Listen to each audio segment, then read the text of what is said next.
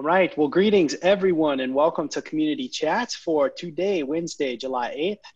My name is Anthony Syracuse, Director of Community Engagement here at the University of Mississippi, and I am joined by my colleague, Aaron Picer-Oath, for these regular conversations with folks in the Lafayette-Oxford University community who are working hard to make a positive difference in our region. Community Chats comes to you every Wednesday and Friday. We typically come to you live, and we will now have some captions so that folks can follow along and make these videos more accessible for our community. Our goal is to allow folks in this community who are making a positive difference to tell their own story in their own words. Who are they? What is the work that they're doing? What is their vision for the future? Would you like to be interviewed on Community Chats, or do you know someone who should? Send us a note directly on Facebook, or you can send us an email at engaged@olemiss.edu. Today, we have a very special guest with us, Dr. E.J. Edney, our colleague and the director of the Center for Inclusion and Cross-Cultural Engagement here at the University of Mississippi, affectionately known by its acronym CICCE. EJ does the work of building a more equitable and diverse campus here at the University of Mississippi all day, every day. And recently, he has taken a leading role in organizing the campus response to the recent deaths of Black Americans at the hands of police and vigilante forces. We are so lucky to have EJ at the University of Mississippi. And I want to say, as a new member of this community, I have been extremely fortunate to have EJ as a colleague. And I look forward to each and every shared initiative that we have together, including today's Community Chats conversation. So EJ, I'm so delighted to welcome you to the show. Thank y'all so much for the invitation. And before we move into any of the questions, I just want to echo and reciprocate everything that you said. The partnership up until this point has been something that I have been extremely grateful for and appreciative of. And I really look forward to the future. And this interview, I think, is a great start in us painting that picture for our community and inviting them into the work that we're doing together. So thank you all for the invitation. And Aaron, thanks so much for the work that you have been doing as well up until this point, some of the initiatives that you've started and the change that we've seen in our engagement with our community during that time. Couldn't be more grateful for everything that you all are doing over in community engagement. So thanks so much. Well, we are lucky to be a part of this awesome division of diversity and community engagement and to have great colleagues. And EJ, let's jump right into it and just get us started by telling us a little bit about where'd you grow up and how'd you end up in the Lafayette-Oxford community? Yeah, so I am from Mississippi, born and raised in the Jackson area, born in Vicksburg, spent some time in Jackson until about middle school, then moved to Clinton, Mississippi, graduated from Clinton. My whole family is from Mississippi. My mom's family is from the Mississippi Delta. Her father was a sharecropper. My dad's family is from Natchez, Mississippi. His father he ended up being the interim president of Alcorn State University at one point. And my grandmothers, both very hardworking. My dad's mother, a botanist, and my mom's mother raised 14 children, fostered 11 more, drove buses, fed communities, was a pillar of our family and community. So that's my stock. That's what, made me who I am. And when that is your stock, when you are a Black person from Mississippi, there are some things that you have to contend with when you make the decision to attend the University of Mississippi.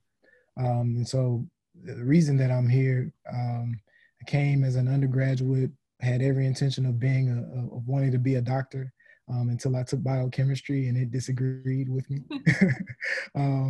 But during that time, I was forced to reckon with the fact that there were some things that my family warned me about or talked to me about in terms of their perceptions of the institution that did deserve some attention. And those things ignited my passions. I felt compelled, I think, to create some type of opportunities there. And those choices, I think, are what led me to continue to be here and continue to be involved in some of the initiatives like the one that you explained just a moment ago. Wow, thank you, EJ, so much. So You talked a little bit about how you came to the university. What was your path to ending up as director of the Center for Inclusion? This was something that you were a part of from the very beginning. So would you tell us a little bit of your story there?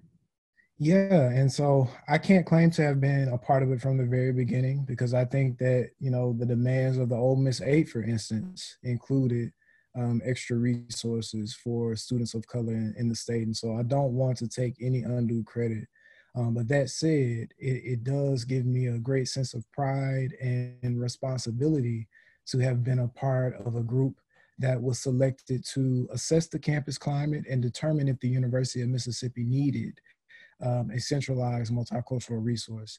And I think those efforts were happening in lots of different spaces on campus, but I was fortunate enough to co-chair a committee of student leaders who were very passionate about these issues. And we led a process of benchmarking the University of Mississippi against, you know, peer institutions or aspirational institutions, of doing focus groups in the community, of analyzing climate survey data, and of making recommendations about what such a center would do if it were created.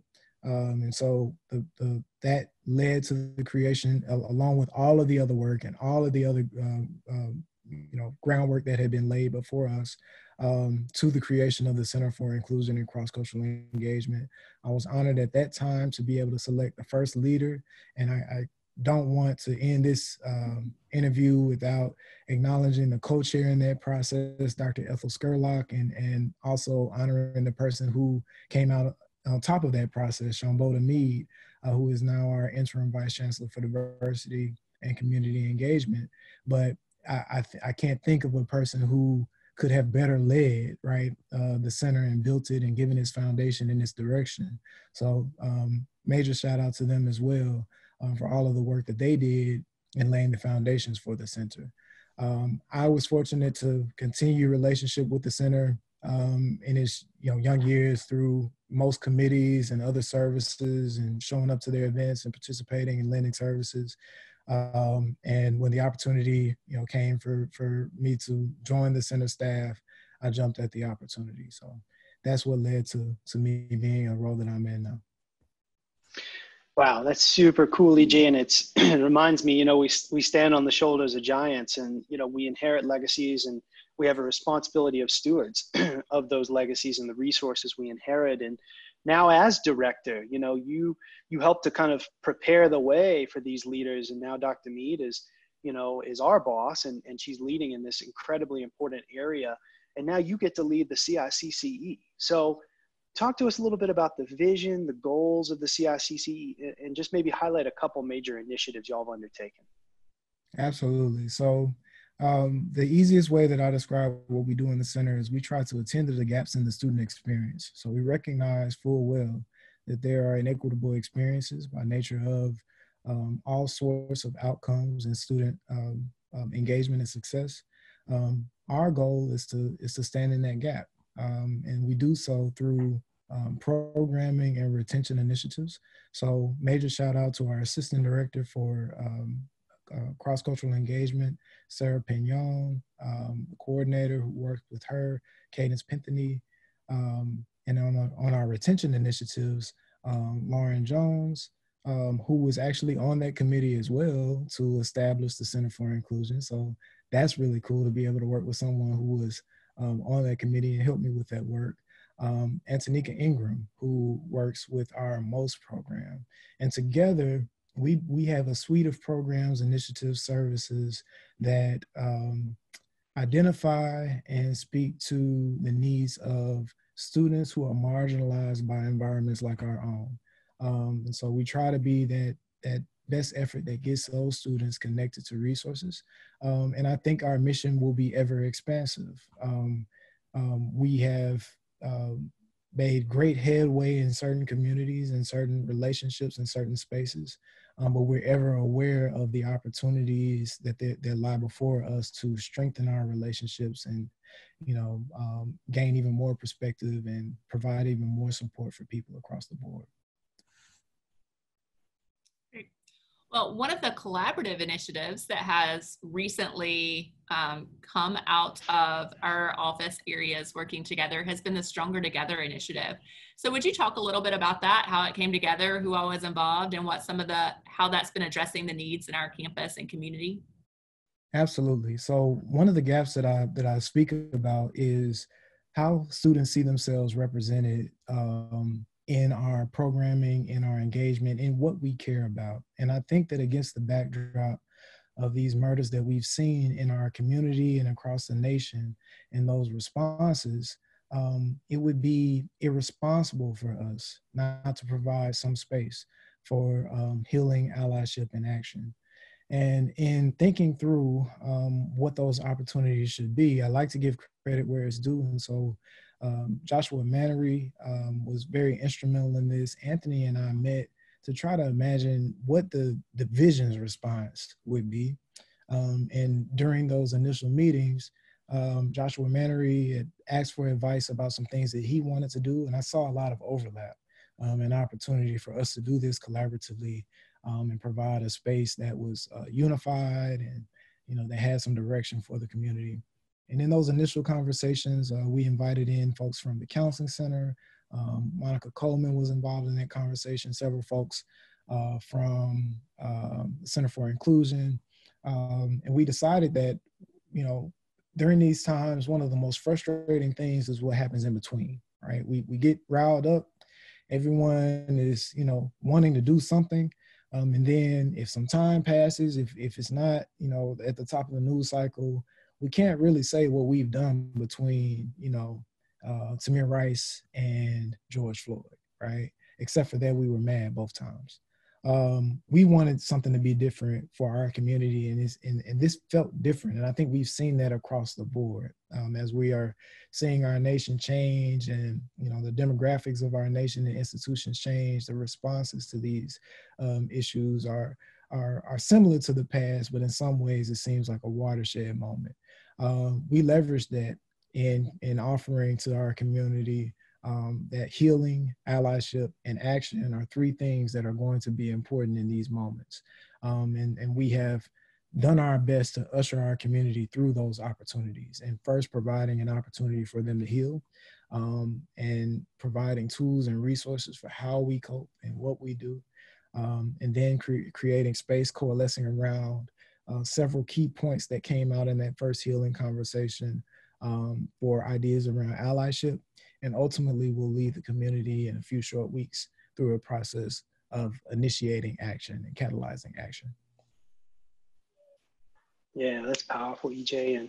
And just as someone who's played a role in that team, it's been really cool in this moment to sort of think through how this is different. I think you put it very well, so I won't add anything else onto that except to say that we've had a lot of people on these calls, and it's interesting to look at some of the street demonstrations that we've seen and to think about some of the specific work we've been doing in these spaces. So if you want to maybe speak to a couple of the forums that we've had so far and kind of what's happened in those spaces, and then you gestured towards action, but what can folks expect in the fall from Stronger Together?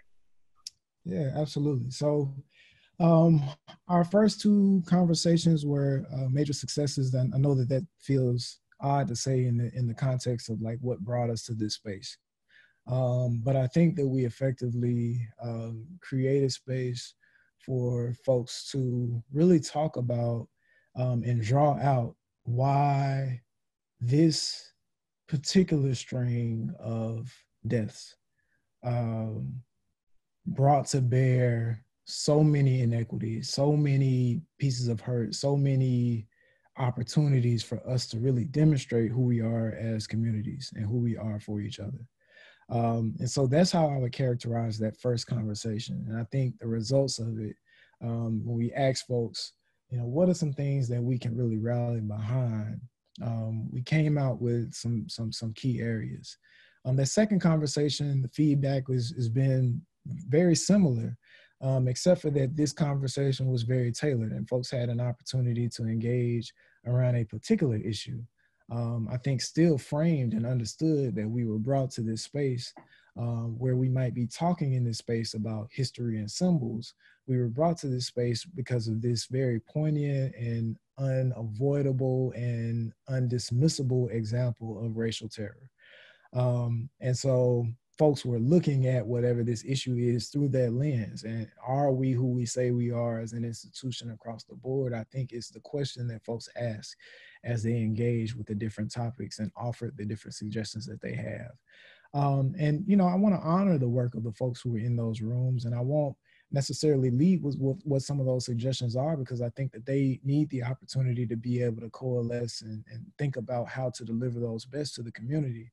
But I think what we can imagine in the fall is seeing action groups around those particular things that they have identified, those opportunities for us to better align who we are as an institution with what people see when they engage with our institution, with what people experience when they choose to either work or gain their education here or build community here. And so that, you know, without, you know, giving too many details about what those specific opportunities and projects might be, that gives a pretty high level overview. Once we give charge, I think, to those action groups, I think as they see fit, the leadership there to expand and engage others in the community who have been doing good work, I think that that's going to be up to them. But, you know, I'm really excited about us lending whatever support that we can to those groups as they push for the initiatives that they think are important for us to reach that alignment that's key to this mission of Stronger Together. Awesome. Very cool. It's exciting to see that vision emerge and to be able to take tangible steps and action to impact it and bring it to life. Yeah, and I couldn't be more grateful for you all's expertise in bringing that to bear. So thanks so much. What are some of the greatest challenges that you've experienced in doing this work, whether specifically Stronger Together or in the broader context of the work that you do in CICCE?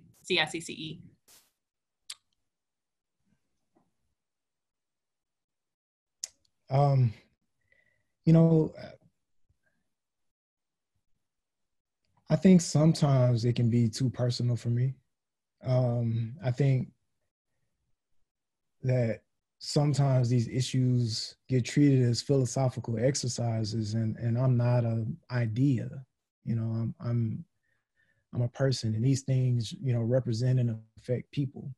And you know, and a lot of, you know, professionals of color and women in professional spaces, and, you know, LGBTQ folks in professional spaces can attest to the fact that that sometimes you have to measure, you know, what it is that you bring to a space, and what it is that you push for, and what it is that you navigate. And so it's in balancing this deep sense of responsibility that I have to make real change, but acknowledge that, you know, it's in a context where, you know, folks are going to be inherently resistant to that change, and not see that resistance as resistance inherently to me, and not respond to that resistance as resistance to me. But also know that when it boils down to it, there are real people who are affected by these things, right? And I'm one of those real folks. And so, you know, and as I watch students navigate that same thing, and trust us with, you know, supporting them through navigating that in a responsible but effective way, it's just really, it's never lost on me the responsibility that I have to be a good example, and to interrogate what being a good example when your professional position is creating equity. What is being a good example, you know? And where are the real opportunities for partnership and collaboration like Stronger Together that we have as a community, for us to make real change and hold each other to account and hold the institution to account, to be the best that it can for all students. So I think, you know, it's personal for me. It's a lived experience for me. And sometimes I think that in doing the work, we have to approach it in certain times, in ways that separate, you know, the impact of our institutional choices from individuals, from real folks. So this I think provides an opportunity for us to really make these things personal and have some real skin in the game about making the change that we want to see. Yeah. Spoken, from someone who has clearly such a depth of experience in institutional settings. And, it's interesting because institutions often don't care about individuals. I mean, as an entity, an institution is there to perpetuate itself. And so then I think you put your finger on sort of a big question there, EJ. And so I just really appreciate your comments and the experience that you bring to that. And I imagine that this work that you've been doing for so long in these institutional spaces also brings rewards, not just challenges. And, could you speak to maybe one or two of those great rewards you felt from doing this work? Oh, absolutely. I sit in a seat that in some ways wouldn't exist because of opportunities afforded to me and others to, I frame it as opportunity, and I do so intentionally. But it was real work. It was real pushing. It was real, and so to see those things come to fruition, to see the investment that the community makes, for instance, in the MOST conference or in our LGBTQ initiatives, and to see even the engagement with the community when folks need, guidance on a particular issue or training in a particular space, the frequency with which folks reach out to us to offer those things, I think is very rewarding. The incremental changes, I think, is something that I have to remind myself about a lot, because I think that we can, in the pursuit of equity, want it right here, right now. And there's absolutely nothing wrong with that. I don't want to quell that in anybody's spirit. I think we need it. Absolutely, we need to keep our foot on the gas, pushing toward all of these different things. But to know how institutions move and exist to preserve institutions and perpetuate themselves requires you to kind of look at the incremental changes over time. And fortunately for me, having been here since 2007, there's so much different about this institution. And in saying that, there's so much that's still the same. And, and so I remind myself often, and my staff and others, to just be ye not weary.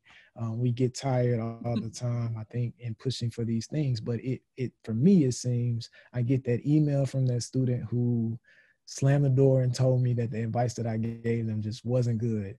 I get that email saying, hey, I'm really glad that you said X, Y, and Z to me. I didn't want to hear it at the time. I usually get that on the days where I've dealt with a lot of those challenges. Or I'll get the call from, students who have gone on to become, accountants and business owners. And a student just reached out to me, Taylor, who was NPHC president when I used to work in Greek life. Just reached out to me to serve on a board for her nonprofit that she's establishing. So it's those opportunities, the relationships that you build and pushing for these changes and encountering even these challenges that our society, our institutional experience, that our identities bring to us. Those relationships, I think, are the essence of the rewards of doing this work. So. Awesome, thank you. It looks like we may have lost Aaron there, but I'm going to go ahead and jump into the next question unless Aaron is back with us. My apologies, all technology. Hashtag the internet. Glitches. Yeah, thank you so much for that. I got cut off there a little bit for a second. I'm wondering though, EJ, so many people that are listening from the LOU community may be less familiar with your work. And even some of our campus partners maybe hopefully have learned something new about your work through this conversation today. So how might people in the community or on campus get involved in what you're doing or find meaningful ways to contribute? Absolutely. So several different ways. The best way to be engaged with what we are doing is to follow us on social media and on our website. We're very engaged there. Anything that we're doing out of the space will be there, and the opportunities for community engagement, I think, will be clearly marked.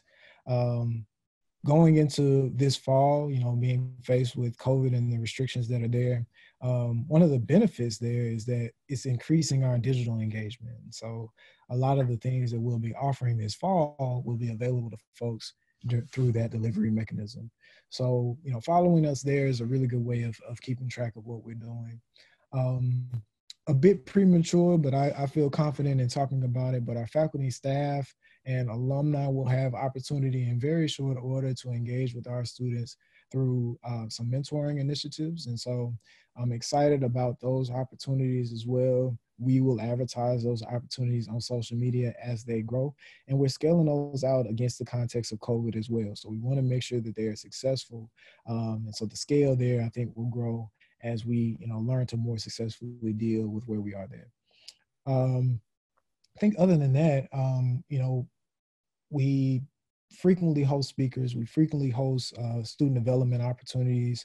So if you have something in the community that I think is in service to helping students build a sense of belonging or connect more deeply to their major and engagement, please reach out to us. We're willing to partner in providing those types of opportunities for students. Making sure that students know about our resources. Our most conference is coming up in just a few days. Is another opportunity to engage with us. Those registration deadlines have passed, but again, that's another example of having followed us on social media. Those opportunities are available to everyone. And then finally, I know that this is a tough time and people, have balancing priorities, but we do have, opportunities to support the center in the foundation. We have a foundation account in the center, the CICCE Support Fund. So if, in following us on social media, you see something that we've done or that we've engaged or a topic that we're engaging that speaks to one of your passion areas and you want to support us in that way, there are links to be able to do that on our social media and on our website. So, I think beyond that, my email address is really easy to remember. It's ej8@olemiss.edu. So opportunities for engagement that you have or that you know about, or students, you wouldn't believe how many opportunities and programs that are public facing come from students emailing us saying that we want to see this or that happen. So that is, I think, plenty of opportunities there to engage with the things that we're doing, and we look forward to hearing from anybody who wants to partner with us in that work. Awesome. So cool. The foundation account is really neat. I've learned so much in this conversation, so I'm sure our listeners have as well. So thank you, EJ, for sharing all that. And we want to give you now 1 minute, 60 seconds. I could probably listen to you for 60 minutes talk about this, but 60 seconds.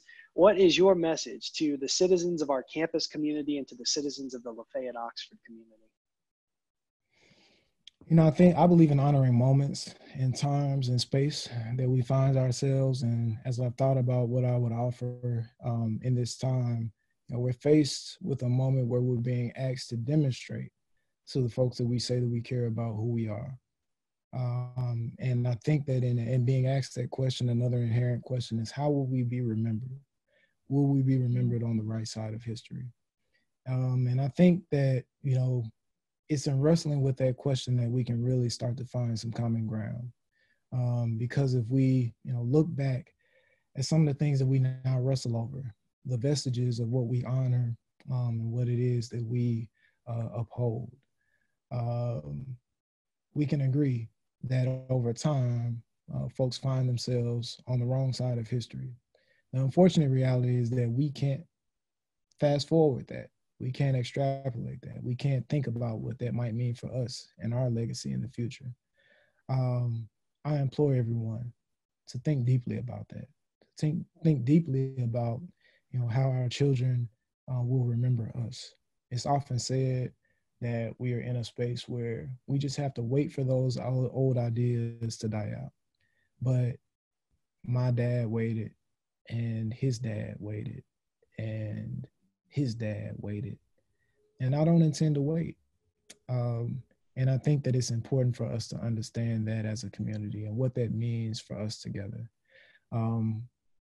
I can say, I sit from a space where I can say that the Center for Inclusion and the Division for Diversity and Community Engagement want to push for those changes and want to be a part of making sure that the University of Mississippi is remembered on the right side of history, that we can look back on this moment and be proud of the things that we do. And I'm excited about the proposition, the possibility of being a part of those types of moments in history. And so excited for you all and the community and the listeners and everyone who's going to engage with this content and with this series about the things that we're going to make happen. So that's my minute.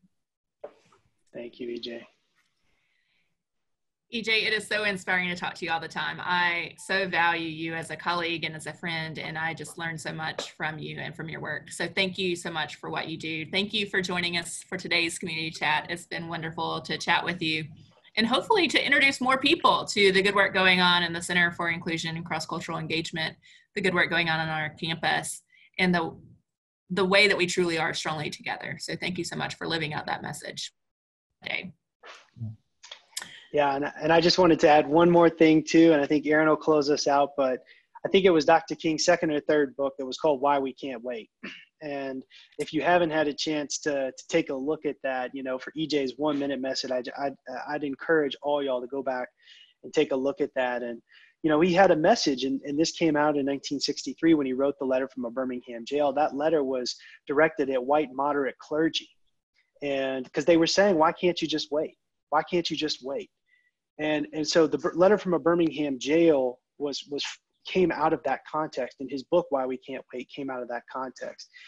And one of the lines that always sticks with me from that is, you know, we have to be the headlight for justice, not the tail light. You know, so to EJ's point there, right? Like, how will we be perceived, right, 20, 30 years from now? So I just wanted to direct folks to that resource. If what EJ said to you really spoke to you, then Dr. King has some additional words. So anyway, thank you, EJ, for being on the show today. And Aaron, I'll let you close this out. Sure. Well, thank you to all of you for tuning in, even after the fact, even though we weren't live today. Thank you for chiming in and being a part of this series. Please like, comment, share this feed with your friends, and please stay engaged, stay safe, and we'll see you next time on Community. Thank y'all.